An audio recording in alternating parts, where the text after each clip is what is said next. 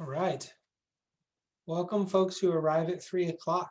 We'll see. We have 88 folks now. Oh, look at that. You can watch the participant number rise and you'll see what happens over the next couple of minutes. We'll get started in just a second.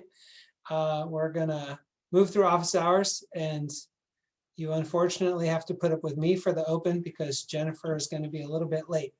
But we'll do our best. We've turned the recording on. All right. In just a second. It's more fun to see everyone's faces, so I like to adjust my screen so I can see as many video boxes as possible, because then it doesn't feel like empty screens. Great. We're going to go ahead and officially get started. So I'm Scott Nine. I'm an assistant superintendent at ODE, and you're usually hosted by Jennifer Patterson. Lest you worry, she will be joining us, but 15 or 20 minutes late.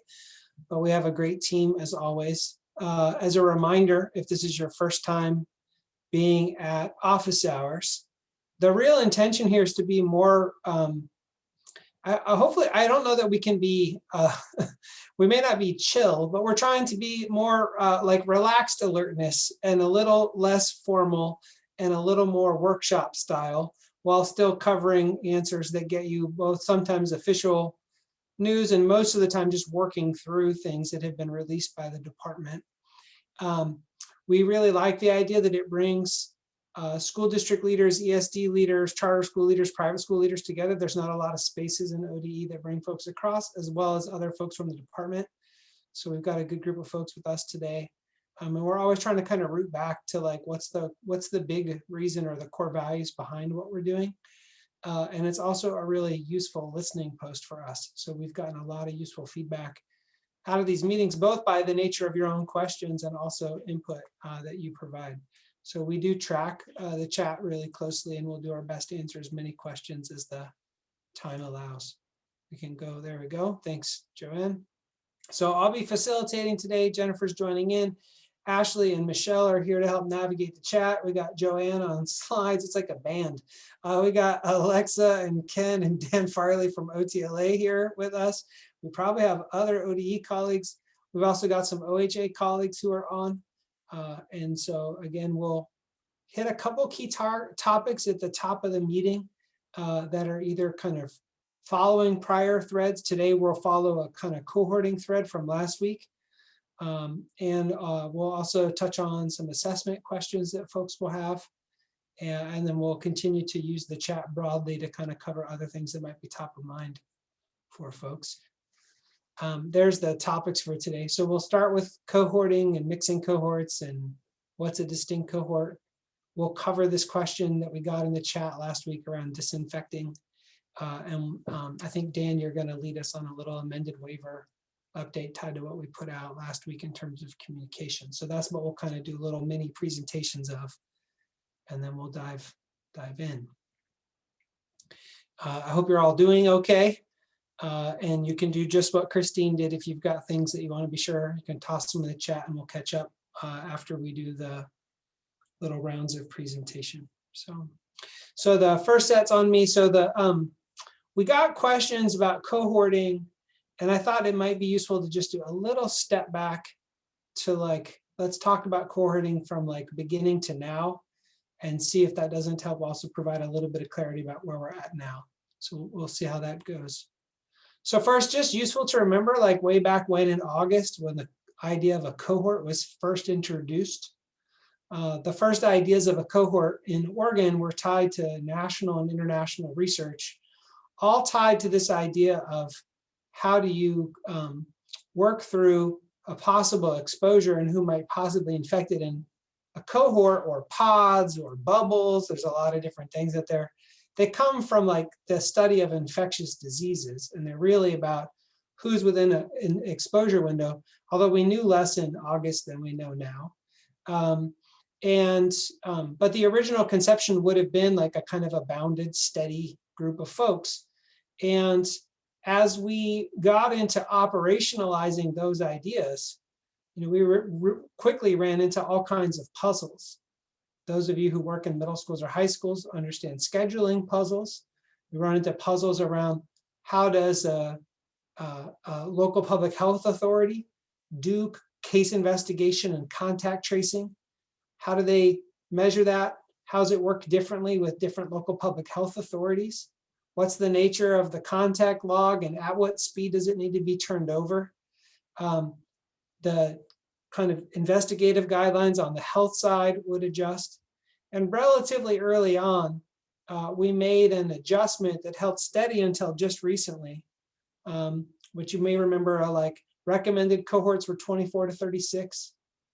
We allowed for folks to kind of max out up to 100 students.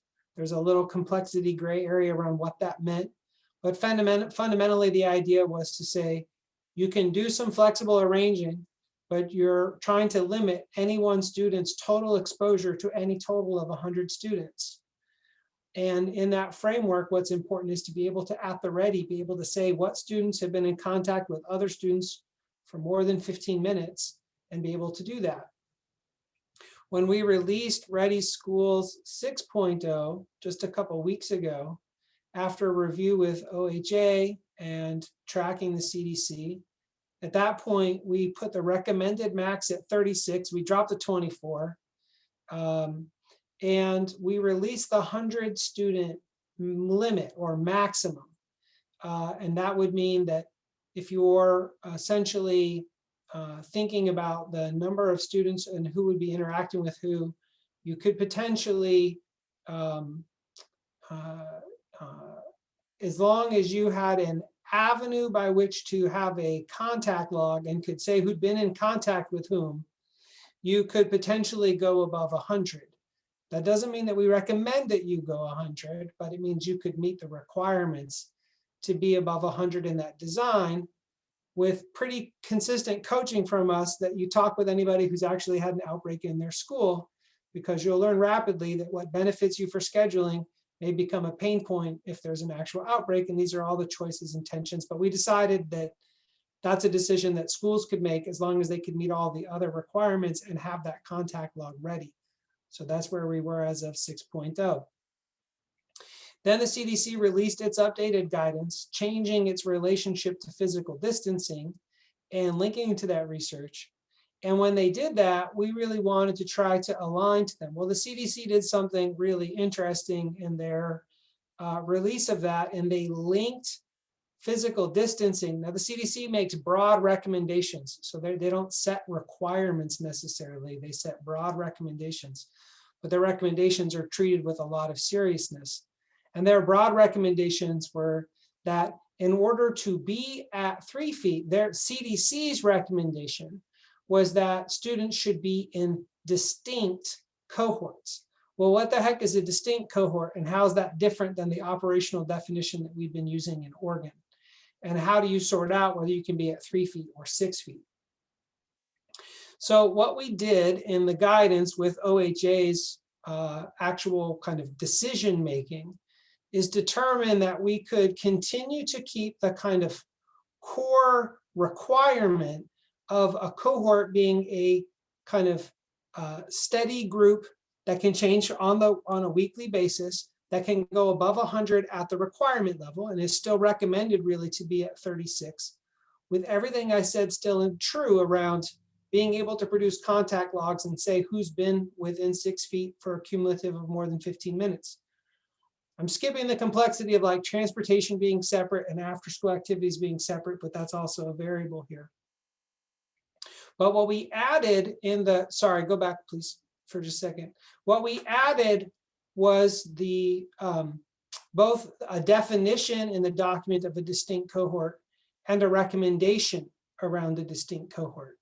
So while we didn't follow, or we didn't interpret the CDC to formally require folks to be utilizing distinct cohorts, and by distinct cohorts, like this, the CDC definition I'll show in the screen in a minute, is really a truly distinct cohort. We recommended that, but we left room for local decision-making and kind of the other protocols to exist. And that's really fits well with what the CDC does, because they really put cohorting on the continuum based on other measures. We're trying to kind of find that in the form of state guidance. So you'll see a link here, and we'll put the slides in the chat, and these links will work for you around that and the relationship of cohorting and physical distance. Okay, we can go to the next slide. Here is just a clipped page of what are the core requirements in Ready Schools at this time. And sometimes it can be useful to kind of clean out the, like, here are the requirements, here's the recommendations. To be honest, the recommendations have quite a bit more complexity to them. They would mitigate more risk, we think. The requirements offer some pathways for folks to be able to work with these ideas. You'll notice, though, this important second requirement about a system of daily logs to ensure contact tracing of cohorts, and you'll see the requirement to minimize interaction of students. And those are going to be really important to a couple of questions I'm going to pose in a minute based on your chat last week to put the pieces together. Next slide, please. So what is a distinct cohort? So we pulled the CDC's definition, and we make a distinguishment between this and just a kind of a general cohort. We hope that's useful to help you tease apart in your mind the difference between, like, requirement and recommendation. But a recommendation is like the group is staying together, or at least you could move through them, but it's the total set of interactions. And you would have a clear, predictable beginning and end to that group. And again, that would be the recommendation, both of the CDC and us. When you take the requirements together and the recommendations together, we got to ask this question: if I follow just the required guidance, not the recommended, can all the kids go to recess with one another now? And I'm offering the clarity, like, unfortunately, no. If you go back one slide, please. If you wanted to ignore all of these things and how they interact with each other and just said broadly, like, well, the cohort can go over 100, so anyone can interact, you could find your way to, like, a stretched yes, which I don't think OSHA or certainly we wouldn't agree with that interpretation. But when you think about what the goal is, which is to be able to have contact logs and to be able to respond to an outbreak and to minimize, you wouldn't want all the kids interacting at resource, both from a pure health and safety standpoint, but also from an impact. If you actually had transmission happen at school, you'd be creating a robust amount of impact by choosing to do that. Some of you on the call have experienced that, so feel free to weigh in with your own naming about why that's true. But let me pause really quickly on the cohorting. You can go back to the next slide. But this was my effort to try to kind of clarify and put cohorting back into perspective and kind of let you know where you situate, which is a place where you have quite a bit of local decision making within a kind of framework, and you have to choose where you're going to live in terms of that requirement and recommendation framework. So I'll pause real quick for any just immediate questions tied to cohorting, and then we'll pick back up with a couple other things in the deck. So team who are tracking chat. We have a couple questions that are not related to cohorting, but 3 feet. Do you want those now? If they're directly related to cohorting, yes. If not, let's save them. Any questions directly related to cohorting and or feedback? Like, did that clarify it for people in terms of just a little bit bigger picture clarity? You might not like it, but it hopefully provided clarity. That's like 2 different things.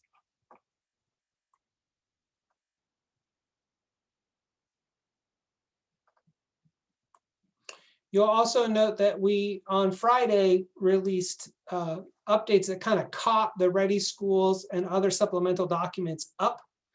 And when we did that, things like learning outside and other things got little tiny adjustments to match the changes in the guidance on physical distancing. So they're kind of back kind of in order a little bit. Okay. James, your question about after school, I just invented a new word. Everyone wants to go to after school. You might not want to go to after school, but after school is the place to be. It's a very hard to give a flat answer because the nature of the program could dictate whether you are in the primary to ELD. We've tried to align them as best as possible, but we know there are a few pinch points. So that might be an area where a quick follow-up email, just depending on what your program you're offering, we can help provide clarity. Most of the time, the less fun answer is you got to kind of attend to both. And then there ends up being a little like, where are they in conflict with each other? And we can usually sort those out, but it's hard to be broad brush about the ELD and ODE guidance. So, okay, I'm gonna keep going on cleaning disinfection. We'll get Dan on assessment and then we'll loop back, Alexa, to the other types of questions. So another question that we got, and I think probably because it's folks are in that, for folks who are newer to bringing students back into in-person settings, which continues to be a growing number of folks. The kind of operational question about cleaning and disinfection, and would the standards change or how it's approached change? And the short answer to the question, is it likely there will be changes in the future? The short answer is the chances of there being changes this academic year are very low. The possibility that there might be changes for the fall is there. We ran questions about this to OHA in our last bigger review, which we've tried to do every couple of months. And we determined not to make any changes in cleaning disinfection at this time. And I don't think we'll likely change kind of mid fourth quarter. But it could be relooked at. There's a kind of a mixed set of evidence about cleaning and disinfection. We know it's a challenge and hard to implement, but I don't expect that they will change. So if you're wondering, like, do we have to do the hard work of figuring out a system for this, or is it just going to change on me? The answer is you should count on it and figure out how to operationalize it as best you can. So hopefully that answers that question. And I will turn it over to Dan, who's going to talk about assessment waivers and such. All right. Good afternoon, everyone. Hopefully you can hear me. All right, good deal. So I guess I'll turn on my afterburners to try to fit in with this after cool group. Excellent. So I'm here to talk about the amended waiver request and then our state assessment expectations for this spring, which we now have. At the very least, we have clarity. As Scott mentioned, it's not always the clarity we were hoping for. But in terms of background, Oregon was unique nationally in that we did garner broad support for our state assessment waiver across multiple groups, which we felt kind of situated us uniquely in the conversations that we were having with the U.S. Department of Education.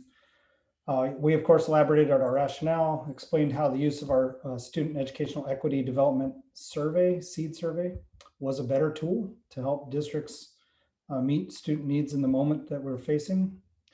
And also that requiring summative assessments would likely lead to a substantial parent opt-out response. We also feel that those arguments still hold. Nonetheless, the U.S. Department of Education made it pretty clear that our original strategic waiver request did not meet their minimum expectations. So while they did appreciate our work on the SEED survey, they again pointed to the need for it to have some approach, some treatment of assessment. And we actually learned about what they would accept by reviewing Colorado's waiver submission, which got approval status after a small negotiation period. So reviewing Colorado's waiver request actually showed us what was possible, meaning that the U.S. Department of Education was going to require that the majority of grade level assessments be offered and that all parents have the option of having their child assess in any of the typically required ESSA assessments. So knowing that we needed at least 4 grade levels assessed in English language arts out of 7, and at least 4 in math out of 7, and at least 2 of 3 in science, we tried to develop a rationale that would make the most sense in Oregon, given the kind of system connections that we were aware of, which I will go over on the next slide. So I'm going to touch on the assessment requirements that are in the amended waiver next, as well as elaborating all of the changes that we've incorporated into the state summative assessment designs that are intended to reduce the impact on our students and educators as much as possible. So before I get into the specifics of the table, I think the most important thing for me to focus your attention on this year is for any students who are participating, we want students and staff to have time to acclimate to their educational environments before any state summative assessments are administered. That's for a variety of reasons. We know that most or many of our students are just returning to in-person contexts for the first time this year. There will be new protocols for them to follow, new experiences for them to go through. And as we all know, during a state summative assessment, we don't really want any of the experience to feel novel or new, because that has the potential for creating additional stress and anxiety. So we do want there to be, we didn't get prescriptive in terms of telling you, you must wait this long before you administer state summative assessments. But do know that just because the test window runs from April 13th to June 11th, doesn't mean that you have to start testing on April 13th, particularly if you're not even in session of grades 6 through 12 by that date, which we know is not required. So to prepare for this moment, we did, in addition to the negotiations you see reflected on this particular slide, we've worked greatly to reduce the test blueprints and the time testing, which I'll review on the subsequent slide. So given those initial constraints that I shared with you, we kind of leaned in and tried to determine what values should we move forth as we determine which assessments to offer as required this year and which could be additional assessment opportunities for parents. So we wanted to center on a couple of values. First of which is we only wanted one test in the early grades, if possible. We knew that we had third graders and fourth graders who've never experienced the state summative assessment. So we wanted to limit that impact as much as possible. We also had a science assessment that's only available in 3 grades. So those grades are 5, 8, and 11.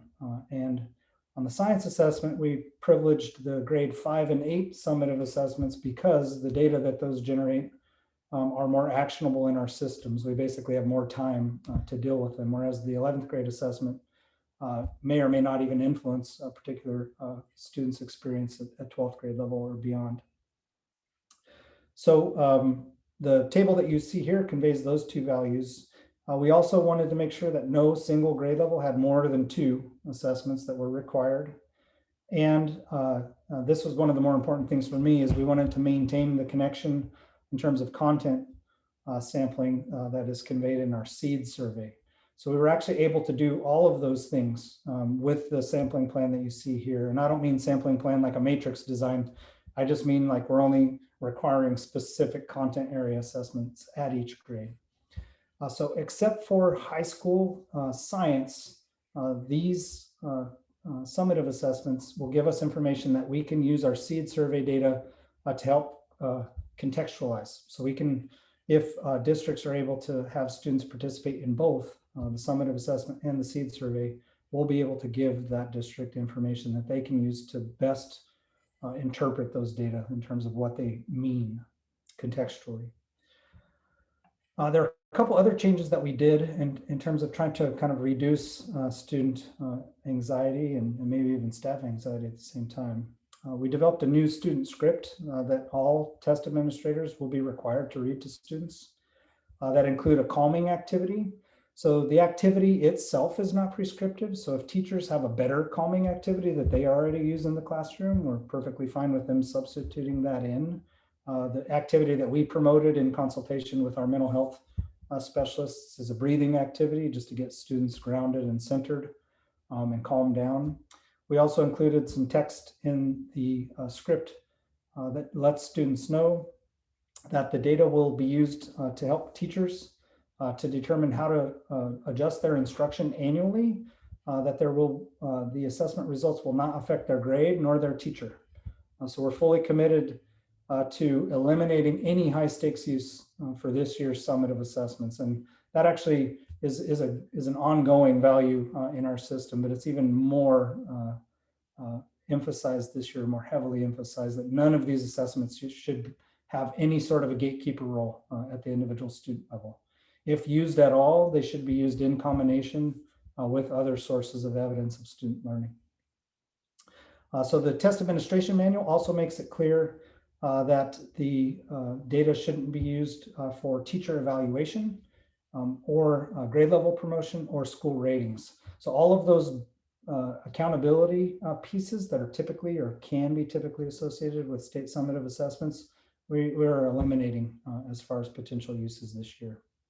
So the next slide, which is this one now that you're already seeing, is on testing times. So in addition to working with the U.S. Department of Education to require only single assessments or no more than 2 assessments at a particular grade, which you saw on the prior slide, we've also reduced our test blueprints really substantially this year. So it's about, for English language arts and mathematics, it's a 67% reduction in testing time. So we've eliminated the performance task for this year only. We've also reduced the CAT assessments to be 22 to 24 items. They're normally 40 to 43 items. So a very efficient, yet also reliable way of connecting to our existing scale in terms of reporting. The one thing that I wanted to talk about on this slide, other than to make sure that you look at the note, because we also, for the science assessment, eliminated field test items, and then for the Oregon Extended Assessment did the same thing. So we have testing time reductions across the board for all statewide assessments except for the ELPA. The ELPA has to actually be reliable at the student level, so we have no flexibility on that assessment to reduce testing time. The one thing I wanted to mention is historically, we were able to research and identify what we called an inflection point, which is by looking at student testing times, we were able to identify a point in time for English language arts and mathematics participation beyond which students were typically not able to generate additional score points. You might think of it as a point of diminishing returns, but we called it an inflection point. It's quite possible, that students, even with a reduced summative assessment blueprint, will be reaching that inflection point. So we don't want to draw too much attention to that this year because we don't have research behind it, but we will be, kind of more understanding if students aren't able to make meaningful progress in their engagement with state summative assessments if testing is discontinued with consultation on the part of parents, of course. So this is basically a representation that our assessments take approximately 1 hour and will still yield results at the classroom, school, and state level that are reliable. They're certainly less reliable at the student level, but they're still in a respectable range. They're 0.85 to 0.88, which is not terrible considering how short we made the computer adapted test this year. So one of the hot topic questions that we're getting, we have addressed in the FAQs document, which is linked in the bottom of this particular slide. Parent opt-out expectations in Oregon have not changed, and we don't have a parent opt-in policy. So FAQ number 8 is, I think, question number 8 is getting a lot of attention, which is the second question that you see here. One of the questions that I have gotten is related to the second question, which is we know that school boards or public charter schools are considering district-wide policies that require parents to opt in to state assessments this year. So we understand that districts are considering that and even implementing decisions therein. But this is in direct violation of Division 22 requirements, and of course, the statute requires that parents opt out, not opt in. So we don't have a policy response for that. We won't be getting in the business of making districts' lives easier and developing opt-in forms and those sorts of things, because we can't develop a process to support districts in implementing procedures and policies that are counter to Division 22 requirements. That said, the Division 22 consequences would be that the assurances provided by the superintendent would need to identify this as a violation, and there would have to be a corrective action plan in place to come into compliance with state test administration requirements for next year. So we're trying to say a lot without saying a lot in that conversation, but those are the facts. So we don't have a policy to address opt-in. We have an opt-out policy, and then we have Division 22. And Thanks, that- Dan. Thanks, bet. Dan. We've got a couple assessment specific questions, but I want to take a moment to do two things. So one, just Dan works on Jennifer's team, but all of OTLA and Dan and his team have you may have a lot of different feelings about where we ended up between the US Department of Education and this work, but they have done a tremendous amount of work behind the scenes, probably including some breath practice and mindfulness practice, and also trying to prepare for what was the hoped for full waiver, and also being at the ready with this shortened blueprint and able to kind of support folks through where things have landed. So I just there's a lot of recognition deserved there. And then Dan, I wanted to ask you one question, then we'll get to everyone else's questions, which is many folks here have to turn around and communicate this information out into their community or with their teachers. If you had one or two things you'd most like people to turn around and teach based on what you'd offer, like what would you headline as what you most hope folks would pass along? Yeah, that's a great question, Scott. I should have been really prepared for that one. I didn't prep you ahead of time. I'm putting you on the spot on the fly in real time, but that's what we do in office hours. It's real time. Perfect. I can try to think on my feet. I think the most important thing is that we set the weather as educators. So we have to pivot, we have to respond. We have to consider what the needs of our students are.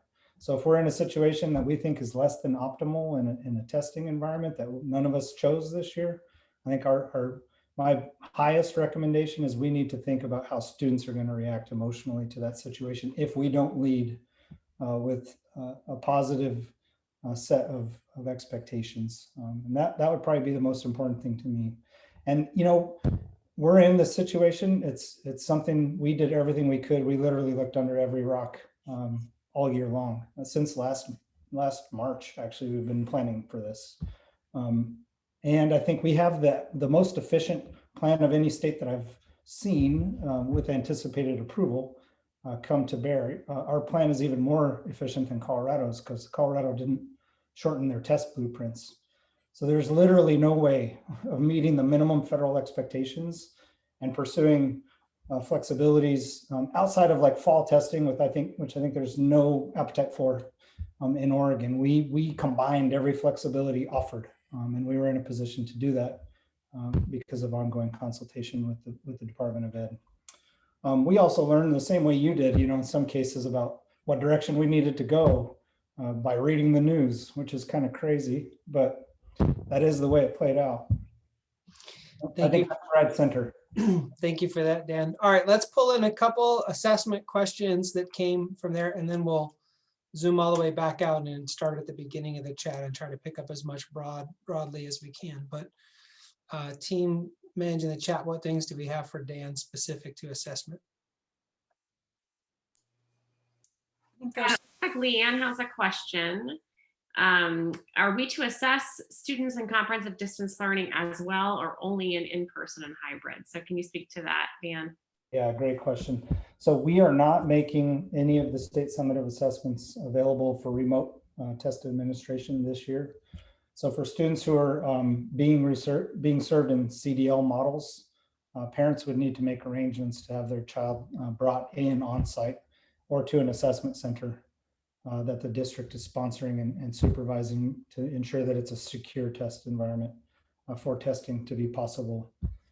So that is just a fact of administration and is kind of an opt-in process, if you will, for those particular instructional models. We just weren't able to make all the technical and training details that we would need to cover to fully support students experiencing disabilities and students who are English learners in remote test administrations, not to mention all of the family privacy concerns that brings to light and item security threats.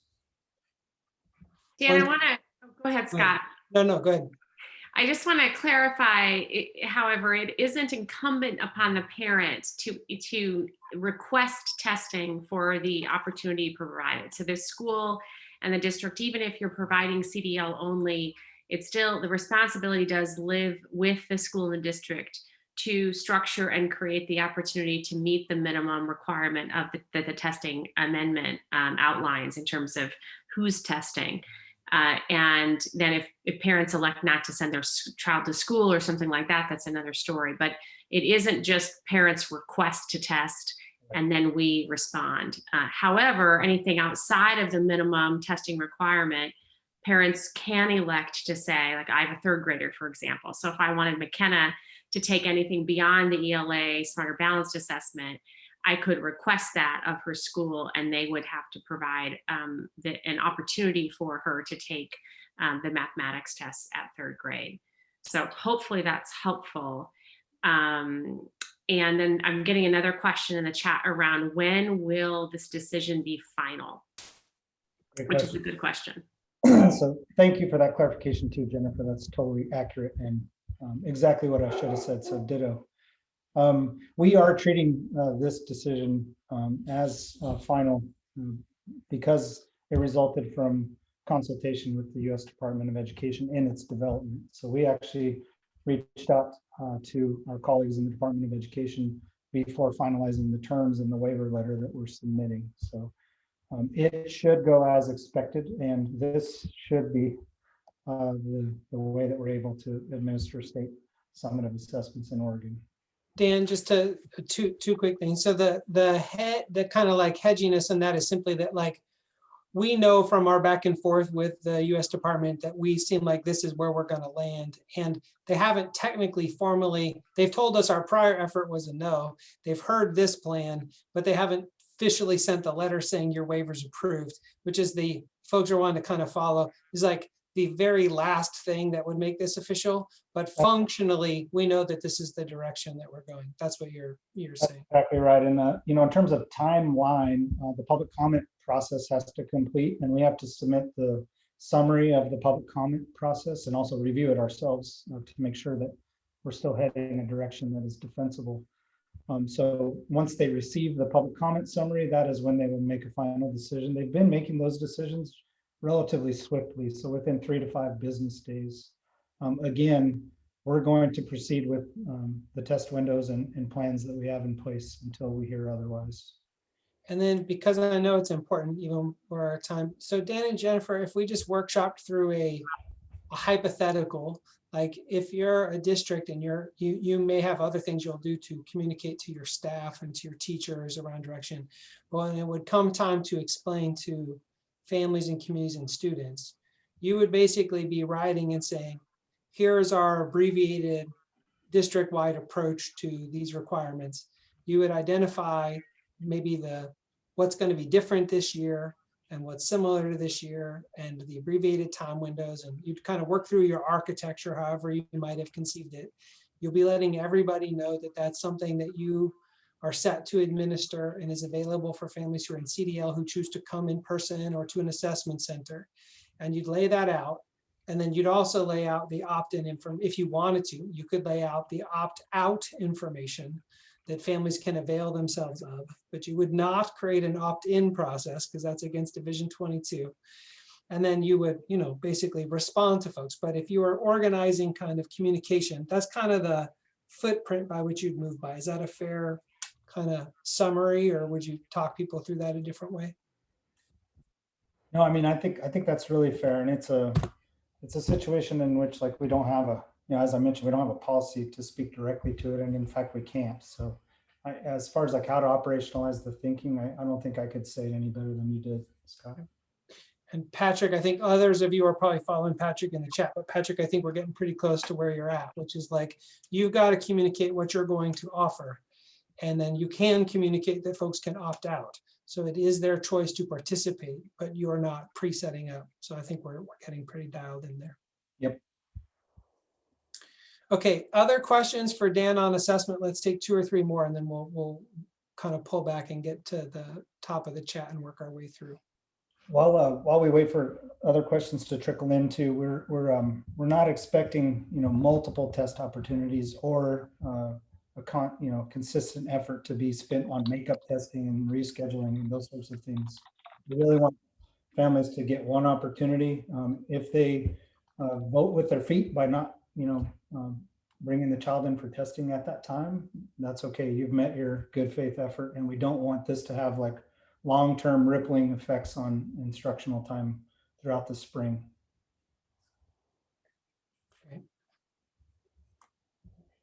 Okay, I think we can go back up, and Alexa, you want to ask that physical distancing question from the very beginning? Yes, there were a couple questions about the 3-foot rule and grades 6 through 12. I'm trying to grab the specific question, sorry.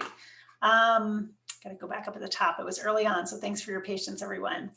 If a district announces they are bringing grades 6 through 12 back during a time in which COVID cases are below 200 per 100,000 for a 2-week period, but before you start, the numbers go above the 200 per 100,000 number, can you still start 6/12?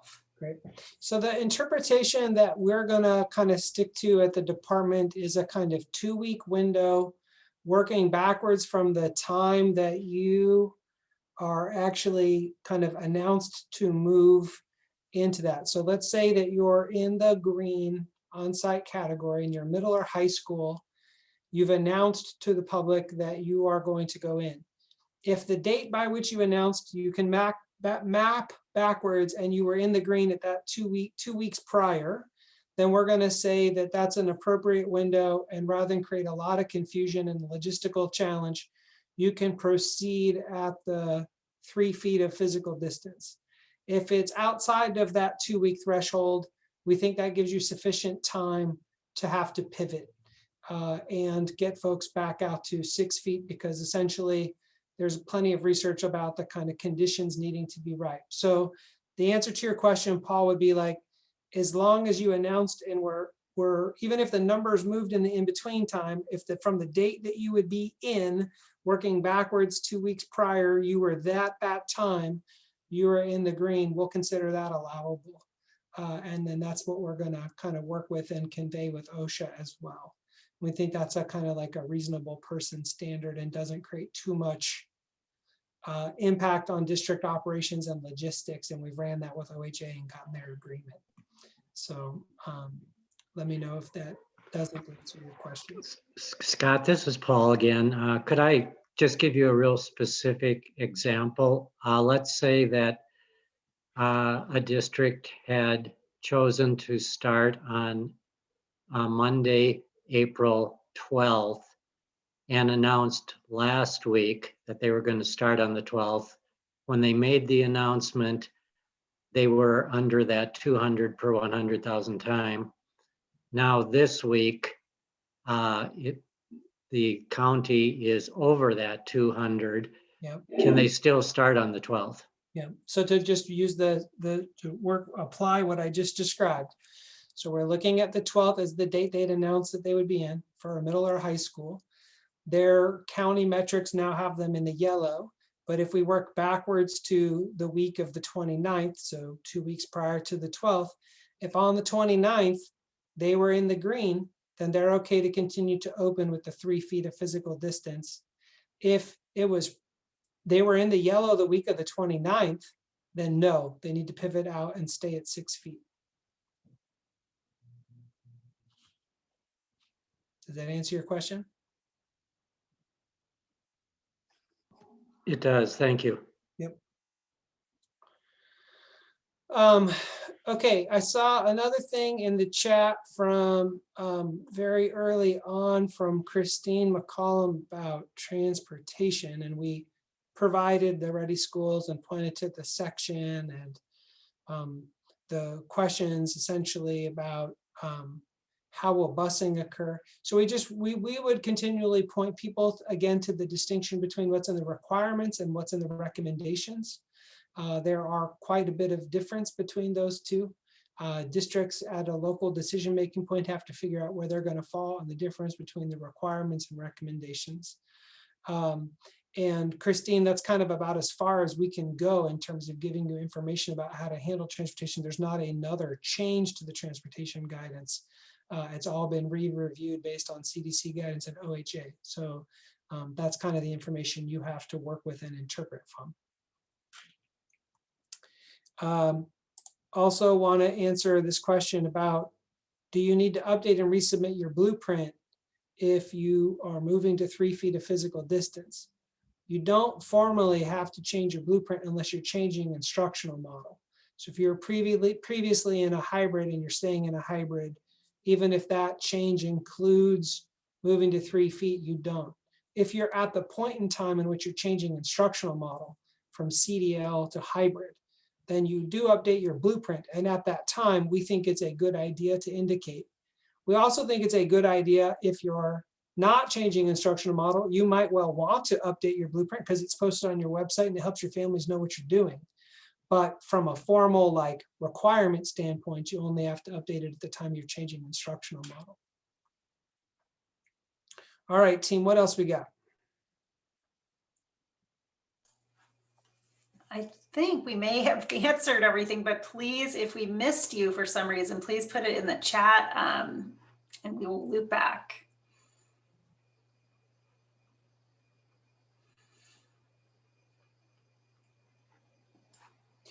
Bruce, that would be fine that people would use 3 feet. If you're moving from I appreciate that though, if you're moving from hybrid to what we've described as on-site, which is having essentially all folks on campus with the addition of Ready Schools protocols, at the point you're pivoting from hybrid to fully on-site, that's also a change of instructional model. So you would update your blueprint at that time. And we'd encourage you to note the 3 feet of distance at that time. So you've got 3 instructional models: CDL, hybrid, on-site. And when you're transitioning is when you update the blueprint.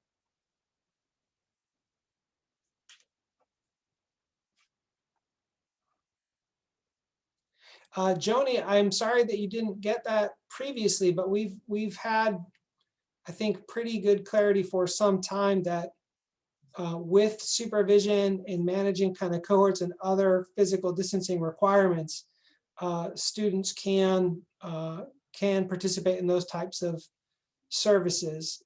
Let us know if you need more detail around that. But the main thing is just to kind of like apply Ready Schools kind of framework out into those settings, and between that and some of the kind of field trip guidance and other kinds of things, you can kind of get the general gist of that, but that is allowable.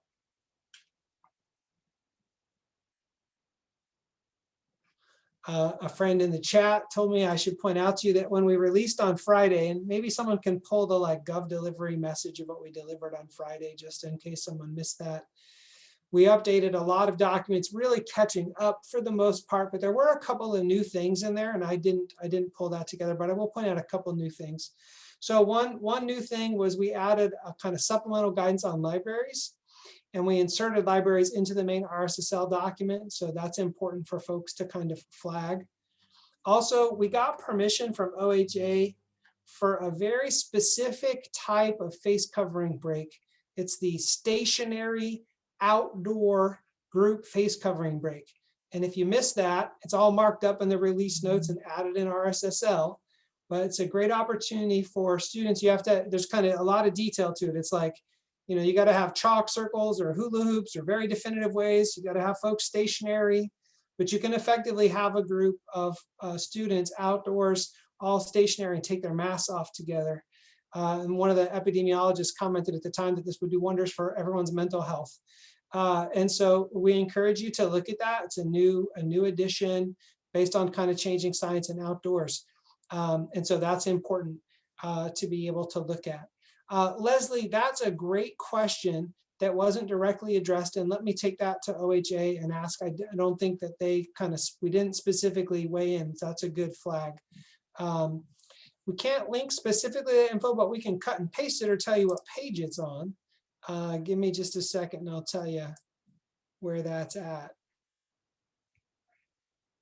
Or someone can beat me to it. It's in section 1H. And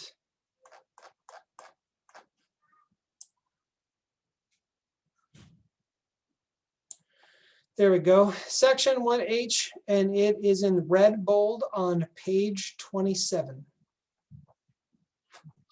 And one other thing, I guess, user's guide to RSSL, we preserved each of the last 2 RSSL changes in green italics because there was a lot of recent changes. And then the newest changes are in red and bold.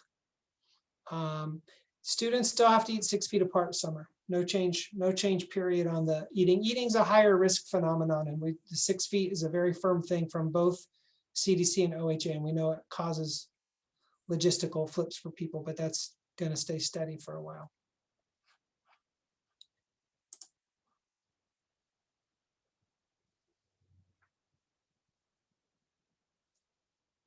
Other questions that folks have? Ashley?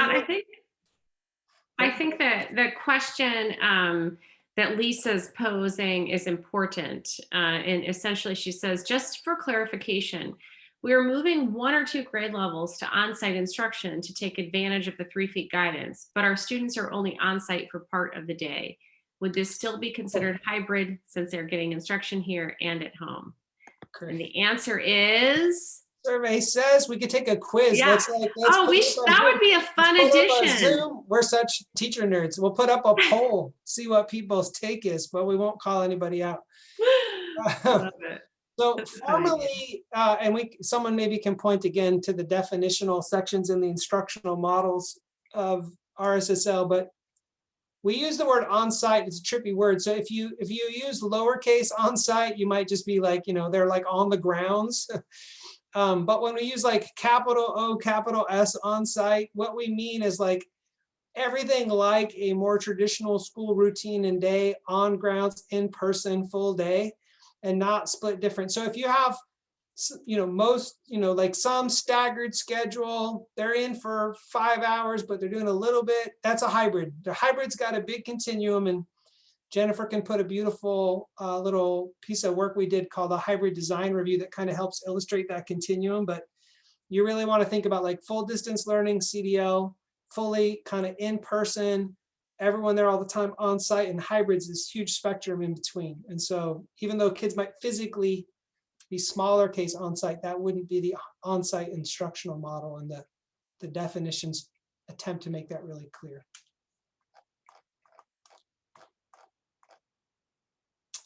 Okay, any new questions that have arisen to catch up on? There was one that we forgot, and it said we still have, so thank you, John, for putting it back in the chat. We still have the 6-foot requirement in place for faculty and staff, including those who are fully vaccinated. Is there any word on whether and when they will start taking vaccinations into account in areas like this? Great. So, and I want to pull in Leticia's question, like, why is RSSL getting updated every week? So I hope that won't remain true, but you want to like knock on something. I think Leticia, we built it so that we have these kind of like bigger updates and then little small tweaks to kind of perfect or adjust. And those can seem similar, but they're really not of the same accord. So we had this really big shift happen and around the entire metrics framework. And then that was followed with the CDC changing physical guidance. And unfortunately, those just didn't time at the same time. So you had one big thing and then another big thing, which has been pretty rare. And then we have, what are essentially little tiny updates to tweak or refine or perfect. And we'll continue to do those. And I think the best mentality about that is to think about it like your software updating on your iPhone. And the reason that we put the release notes and the reason that we color code the comments is so you don't have to spend your time redigesting all of it. You can just get the high points. So just because it comes out, it doesn't mean that you have to have quite the same level of stress. We hope. We're doing our best to try to communicate our way through that, but that's why. We don't have like another, again, the world can move on a dime and change things, but we had known we were working on some of these updates for a while. We don't have something like waiting in the wings. So I don't anticipate another one coming to you too quickly. In terms of the distancing and staff, so first keep in mind that the standard we've reached is that all educators who in the state have had access to a vaccine, and many, but not all, have had a second vaccine. And then there remain questions around what is good practice, even with vaccinated adults, related to unvaccinated kids at 6 feet and 3 feet plus variants. And both the CDC and OHA are still in the place where they really think that that's important. That gets reviewed constantly. I don't know, I'm trying to skim around to see if OHA colleagues, Kristen, you're here. I don't know if you want to say any more about that. Kristen Hollywood's with OHA, but I don't anticipate a change probably this, I can't predict completely, but I don't anticipate this school year, but it could happen over the summer or the fall. But Kristen, do you want to share any more on that? I'm so sorry, Scott. I missed the question you had. Would you mind repeating it? No problem. I put you on the spot. John's asking about when does vaccination factor in adults needing to keep 6 feet of physical distance between each other and students? Like, will there come a time where that distancing standard would adjust? Yeah, I'm not sure on that. I would say we would need more time, unfortunately. Yeah, that was my prediction, but I thought you might. So I think, John, the answer is like there's not enough. There's a lot of variables and not a ton of clear information. So I I wouldn't count on it this school year, and then kind of looking into the fall.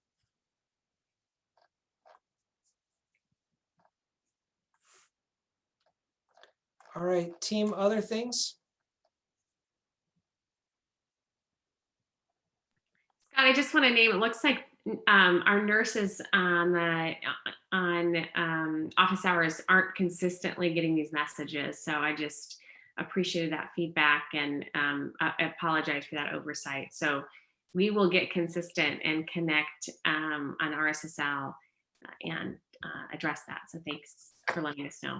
The problem is, I think that's the third time we've said it. So I have to figure out what the, there is some breakdown that I don't understand, and I'm going to try again to resolve, but we have passed this on previously, and I will recommit to loop back around, but I do want to just own, like we've told you at least twice, that we'd solve this puzzle, and I had thought we had solved it. So we will try again to figure out where the gap is there. And or Wendy and Corinna and other folks, perhaps you can suggest to us like the pathway by which we could once and for all conquer this gap. Like maybe, we need a clear pathway to some other way of getting the information to nurses, but we'll definitely own that, and I apologize. It's not on purpose, but that doesn't change the impact. So. There was only one last thing before we end that was sent to me privately, but just clarifying that moving to 3 feet does not change the definition of close contact. And anyone within 6 feet for 15 minutes or more would be considered a close contact and would need to quarantine if they were exposed to a positive or presumptive case. Yeah, that's accurate and important, Alexa. So thanks whoever elevated that. When Colt met with school leaders on Tuesday of last week, this was one of the things he elevated, as well as to communicate to school leaders that that's not like some optional variable. So Kristen, feel free if you want to say more, but the case investigation process for local public health, these are their guidelines and their rules, and it's a standard that's really important to COVID responding. And that in some ways loops us all the way back to cohorts at the beginning, because this is really what determines who makes a contact log and how you respond if you were to have a possible outbreak or any transmission in school. And it is not going to adjust at this point in time. So it's really important in your kind of total understanding of what you need to be prepared to do to respond.